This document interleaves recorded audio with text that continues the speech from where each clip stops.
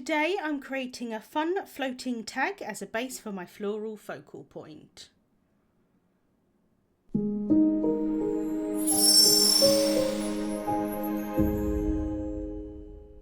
Hello there, Michelle Short here with Terrific Tags with Michelle. I'm here on the Altenew YouTube channel twice a month, so if you enjoy my videos I'd love for you to subscribe. So let's get started. I'm going to work on the floral focal point first, and I'm using the Crafter Flower Prairie Roses layering die set. There are 3 flowers in the set and lots of leaves, a couple of buds. I'm actually only going to be using 2 of the flowers today, but you can see on the back of the packaging it shows you how to layer them up, and also those buds there as well. So I've die cut my petals from Classic Crest 110 solar white cardstock, and I've placed them down onto my sticky mat.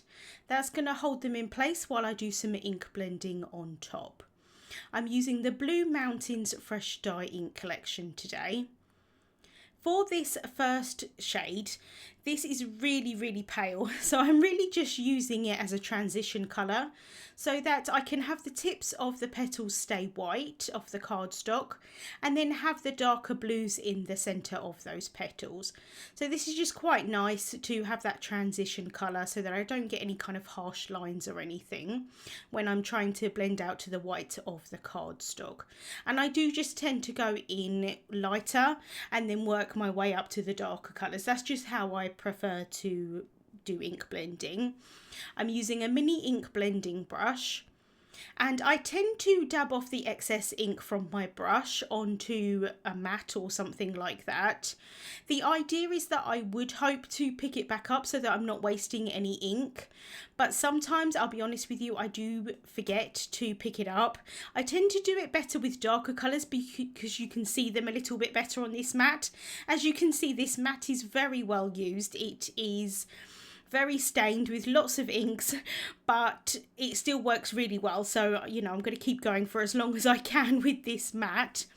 I tend to dab off the excess because I find that I get a smoother blend that way, and I'm kind of bringing in the third darkest colour here, and I'm just using the darker colours in the centre of these petals, and so I can use a lot less of this colour. At this point I'm quite happy with how they look, but I know that these inks do tend to lighten up as they dry, so I am going to go in with a little bit of the darkest colour and just focus that very much in the centre of these petals, and like I say, keep the outsides light. So we can just finish off adding a little bit more of this darker colour just in the centre of these petals. And then I can work on the leaves. I wanted the leaves to look like a cool grey, but I don't actually have any cool grey inks, and most of them are kind of like a warm grey, and so I wanted to try and figure out how to do a cool grey, and I thought that if I dabbed off most of the ink from my brush for this jet black ink, it's going to end up looking grey, and actually it did, and I'm really happy with the results, so I'm definitely going to do this again. I have switched over to some scrap paper here to do my ink blending on. For some reason, when I use this ink and this brush with my sticky mat, I don't get a very smooth blend at all. This has happened in the past with the exact same colour, the exact same brush, so I'm not quite sure exactly what happens, but for some reason it doesn't tend to work for me very well on the sticky mat, so I'm just doing this on some scrap paper. I'm just adding the colour towards, again, the base of these leaves. I want the tips to remain white, but I do want to make sure that I add enough colour onto these so that they do look grey, because they're going to be popped behind the flowers. So if you're only going to end up seeing the tips of the leaves, I want to make sure that you can actually see that they're grey and not just white. So just going in with a very light hand here. This is an occasion where I do waste some ink, but I'm pretty happy with how it turned out. So I'm now going to assemble the petals. They have been sitting drying for a couple of minutes, and now I can just add some glue around where that keyhole is. So you can see that shape in the center of these petals, and what you want to do is just line them up one on top of each other. Now I'll be honest with you here, it is a little bit difficult for me to see exactly if I've lined them up properly from where I'm sitting. If I was doing this not filming, I would lean my head right over, but you don't really want to see the back of my head. So some of these pieces do go on not quite right, and I kind of lift the flower up and just check that they're in the right place. So I apologize if some of them you're seeing that they go on not quite in the right place. But I have found that even if you don't get them exactly right, the flowers still tend to look really nice anyway. So that's definitely a bonus. So I'm going in with the flower centres here. I decided just to keep these the white of the cardstock. I thought that I wanted to keep the card quite kind of light and airy, and so I've got the grey leaves, the blue flowers, and then the white flower centres, and I think they all work quite nicely together. So I've got this little piece here that just goes on top of the one with the keyhole system. Just trying to line up that shape there. And then there's a little piece that just goes on top, and I am using the back of the packaging to see where it's supposed to be placed, but to be honest I think you could probably place that anywhere and it would still look really nice. So I'm just going to do the same thing then for the other flower. I've then got the little bud, so I can bring in the top of that and add some liquid glue onto the back of the stem piece. And I like using liquid glue to assemble these flowers. It gives me a little bit of time to wiggle the pieces in place. And I'm just using my tweezers here just to help me out with the placement of these pieces. And if I get any excess glue onto the image, I can just remove that with my fingers, or I can use the tips of the tweezers to get rid of that as well. So now I'm going to work on the tag element. I've got a piece of acetate here, and I'm taking one of the largest tags in the Terrific Tags die set. I'm placing that down onto the acetate and holding that in place with some low tack tape. When I am die cutting acetate, I like to place it in between two pieces of scrap paper. That just helps to make sure that I get a clean cut of the acetate. Acetate is sometimes a little bit difficult to die cut. You sometimes get some rough edges, and so I find adding it between the paper really helps.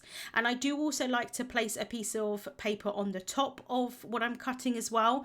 That just helps to make sure that I don't get any marks from the cutting place onto the acetate. So just running that through my die cutting machine, and now I can remove that at the other side, and I can reuse that scrap paper for lots of different things as well.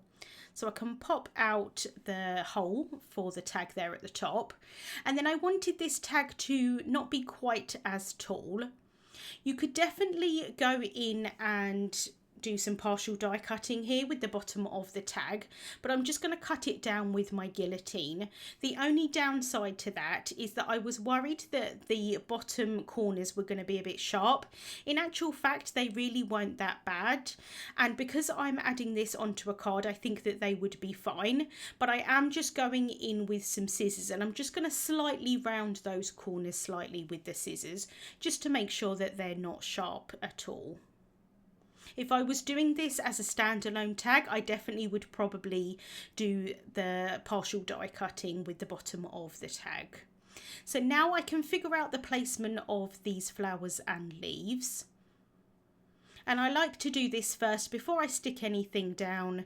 Gives me a really nice visual guide of where I want everything to be.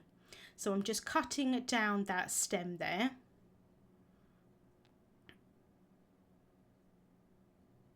And then I can bring in the leaves, and I am going to cut some of these down as well. This is where, as I say, I like to kind of fiddle around, see what I'm happy with the placement. And then I'm going to cut this one down so I've just got one leaf on its own. In the end, I did add ink blending on more leaves than I actually needed to, but I can save them for future projects.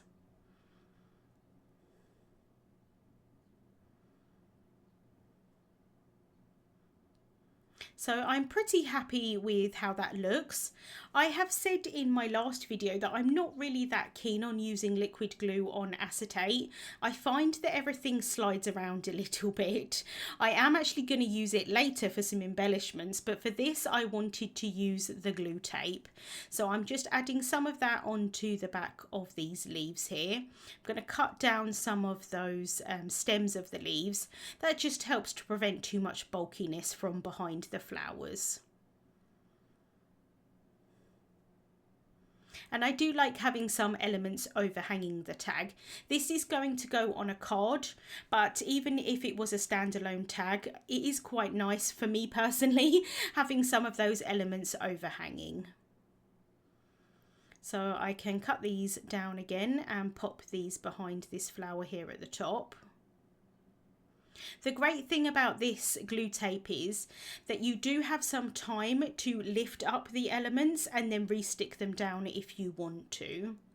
And it just takes a little while to cure so that it's really well stuck down nicely. I wasn't 100% certain how I was going to adhere the flowers on. I thought about adding them with foam tape, but I know that I'm going to add foam tape onto the back of the tag to adhere it down onto the card. So I decided to place the flowers down flat just with that glue tape again.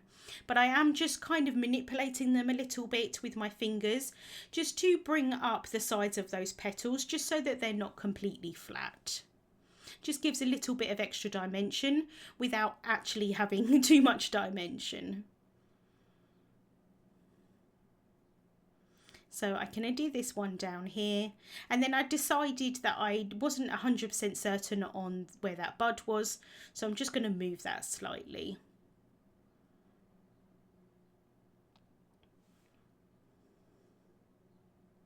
I have stamped and heat embossed a sentiment from the Cornered Blooms stamp set, and I've used that sentiment that says love and hugs, but I've just done the hugs word. And I have heat embossed that onto some Crafty Necessities jet black cardstock. I'm going to add some instant dimension foam tape onto the back of the sentiment. I did want to pop it up slightly just because those flowers, although I've, like I said, added them on flat, they have got some dimension to them because they are a few layers high. So I wanted the sentiment to be around the same height. I can then thread some twine through the top of the tag, secure that in place at the front, and then I can tie that in a bow. And I'm just using black twine today so that it coordinates with the sentiment. So just tying that in a bow and then just fiddling around, getting it to the size that I want it. And then I can cut those tails down with some scissors.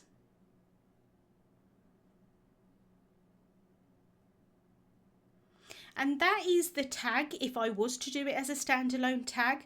The downside is that from the back it does look a little bit messy. Technically I probably could have cut some circles maybe and stuck them on the back of the flowers, and you probably wouldn't see that from the front, and it would just hide some of that adhesive on the back. But I decided what would be cool is to add it onto a card base, and it kind of is going to look a little bit like the tag is floating because you don't see any adhesive underneath it, and because it's clear it kind of looks a little bit like it's floating. I mean, obviously technically it's not, but I do think it looks quite cool. So I'm just adding some instant dimension foam tape onto the back of this piece here, making sure that I'm covering where the die cuts are on the front so that you don't see any of that adhesive peeking through that acetate. I can then remove the backings off of that foam tape, just using my tweezers here to help me out. Some of them got a little bit stuck.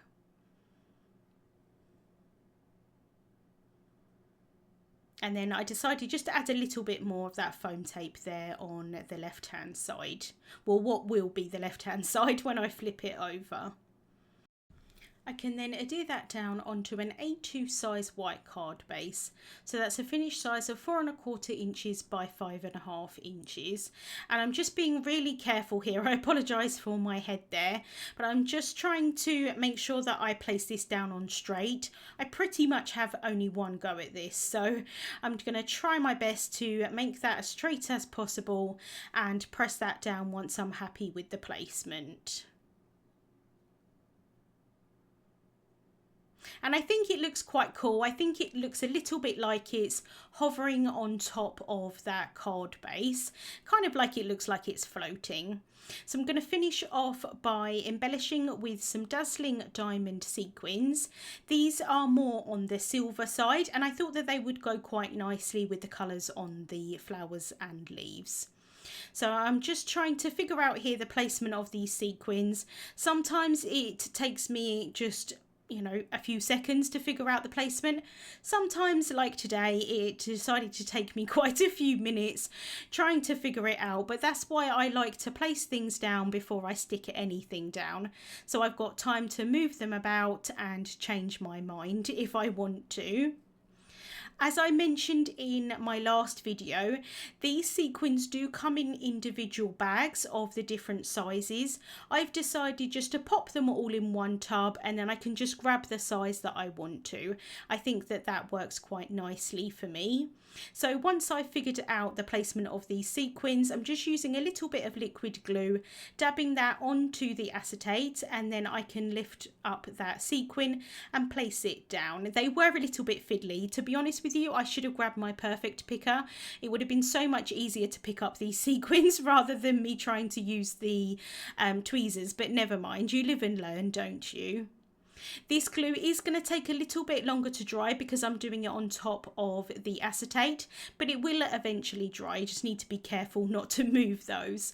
And so that is the card finished for today. I really love how it turned out. Something a little bit different. Like I say, it kind of looks a little bit like it's floating, that tag. Links to the products that I used will be listed in the description bar on YouTube and also over on the Altenew blog. Thank you so much for watching, and I hope you have a wonderful day. Wait, we have more where that came from. If you're after fabulous card making tutorials, you are definitely in the right spot. Our amazing design team create and upload fabulous video tutorials right to this YouTube channel. If you don't want to miss another amazing crafting tutorial, don't forget to subscribe and click that fun red button that you can see. Let's become paper crafting experts together.